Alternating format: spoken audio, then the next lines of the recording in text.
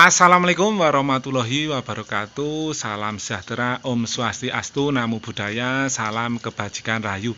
Sedulur sing tak tresnani kabeh, selamat berjumpa lagi dengan channel Pak Guru Andi Garden. Pada kesempatan video kali ini saya mau sharing yaitu tentang cara perawatan anggrek vanda ya, yang saya rawat sejak seedling ya. Dimana ini anggrek yang sedang mekar ini adalah saya rawat lama yaitu sejak seedling ya.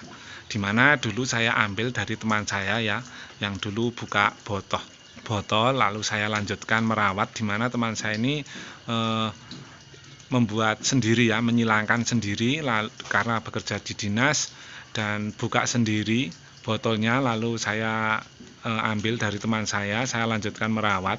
Nah, bagaimana cara merawat anggrek vanda ya, kita akan coba bahas berdasarkan pengalaman saya ya.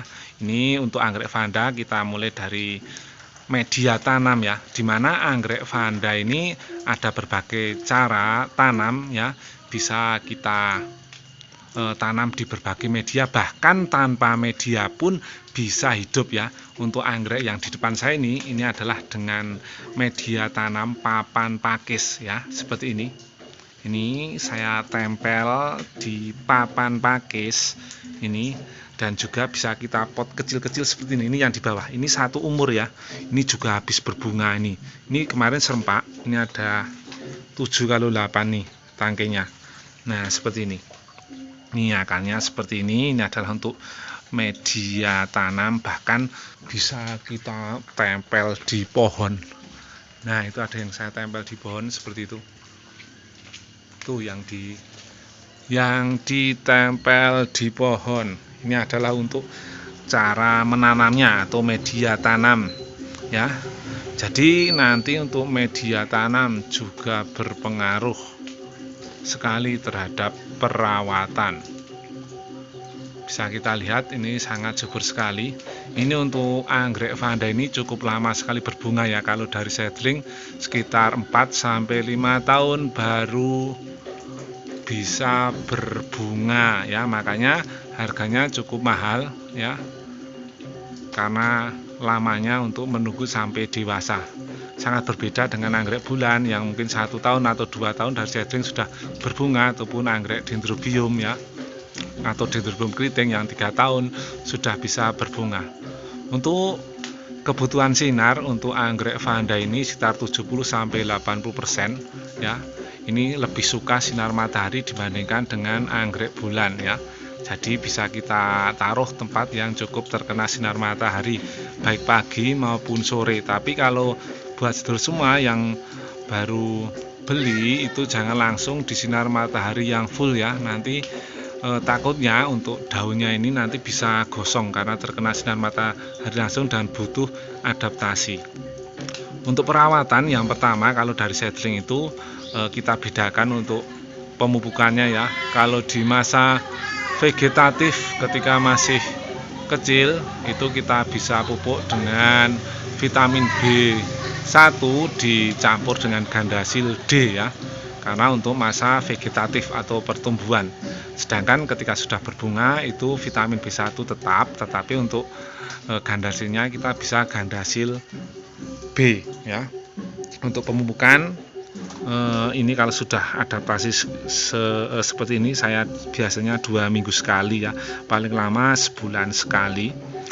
Dan untuk pencegahan hama terutama di musim hujan ini saya lebih banyak ke fungisida yang saya rutinkan.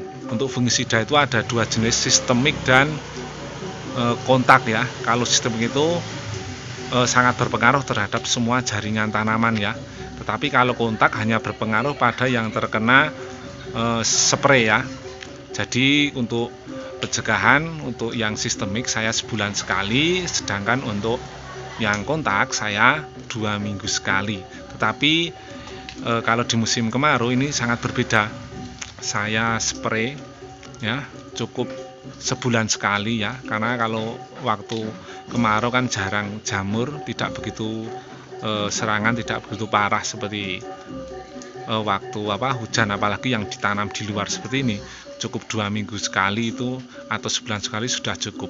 Tetapi kalau di musim kemarau kita lebih banyak ke insek karena nanti banyak hama binatang seperti kutu-kutuan ya, banyak jenis kutu yang sangat berbahaya bagi tanaman anggrek. Itu bisa kita aplikasikan 2 minggu sekali ya. Itu untuk ketika pada musim kemarau.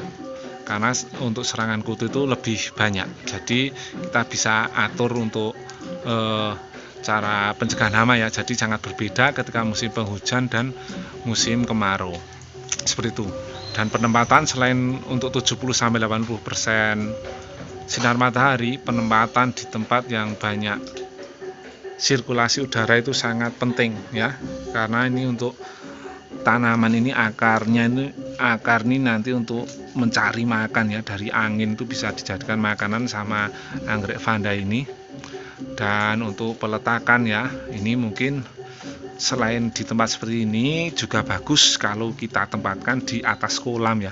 Jadi nanti penguapan dari kolam itu sangat bagus karena untuk kondisi akar, karena ini tidak menempel di media ya, jadi lembab dan kelembapan itu terjaga ya, sehingga anggrek tidak dehidrasi. Nah ketika musim kemarau bisa kita siram 2 atau 3 hari sekali. Tetapi kalau mungkin yang tidak punya banyak waktu, ini di sini itu bisa kita taruh botol kecil yang kita air, lalu bisa kita ikat di sini ya, seperti itu. Supaya nanti anggrek dehidrasi. Kalau dehidrasi biasanya nanti akan sangat terlihat sekali daunnya itu kerut ya. Ketika dehidrasi juga sangat berpengaruh terhadap pertumbuhan dari anggrek itu sendiri ya, seperti itu ya. Jadi memang untuk anggrek vanda itu sebenarnya tidak rumit ya, cuma berbunganya itu cukup lama. Kalau dari seedling ya, sekitar 4-5 tahun baru berbunga seperti ini ya. Makanya harganya pun cukup mahal dibandingkan dengan anggrek-anggrek bulan ataupun dendro yang bulat. Untuk berbunga pun ini cuma mungkin 2 atau 3 minggu ya, tidak begitu awet, tetapi cukup cantik juga, tidak kalah dengan anggrek bulan ya. Nah kalau anggrek bulan itu suka kelembapan, kalau anggrek vanda suka dengan yang namanya sinar matahari ya. Jadi untuk pemupukan sekali lagi sangat berbeda ya, ketika masa vegetatif atau generatif ya seperti ini kan sudah dewasa, makanya pupuknya bisa ganti. Kalau saya itu vitamin B1 dengan Gandasil D ketika masih kecil. Kalau kita sudah dewasa seperti ini kita bisa dengan Gandasil B, ataupun juga dengan bawang merah itu juga bisa di spray ya, yang sudah kita rendam dengan air yang bisa kita blender, itu juga sebagai pupuk ya, karena mengandung hormon auksin dan giberlin. Nah seperti itu untuk perawatannya, tidak hanya pemupukan tapi juga pencegahan hama ya, mulai dari pencegahan fungisida untuk jamur, insektisida untuk hama. Nah dan juga penempatan yang tepat itu sangat berpengaruh ya. Jadi untuk anggrek vanda jangan taruh di ruangan, nanti akan berpengaruh terhadap pembungaan ya, karena anggrek vanda itu membutuhkan cukup sinar matahari ya. Nih ini kan di tempat sirkulasi udara yang bagus itu juga ada yang di pot itu di sana ya. Nah itu pot saya kasih media akar kadaka, tetapi akan bagus seperti ini ya. Lebih kalau tanpa media seperti ini akan lebih tahan dengan serangan jamur. Oke sedulur semua, ini adalah koleksi anggrek vanda saya. Ini 1 ID ya, karena dari seedling. Nah ini dulu terbakar, ini ke sinar matahari, ini bukan jamur, ini terbakar. Dan di sini juga ada anggrek lain yang sedang berbunga. Ini musimnya kuku macan. Nah ini seperti ini ya, lain waktu kita review ya untuk perawatannya, dan ini memang musimnya. Oke sedulur semua, saya kira untuk sharing kali ini cukup sampai di sini dulu. Semoga bisa bermanfaat. Saya akhiri, wassalamualaikum warahmatullahi wabarakatuh. Terima kasih.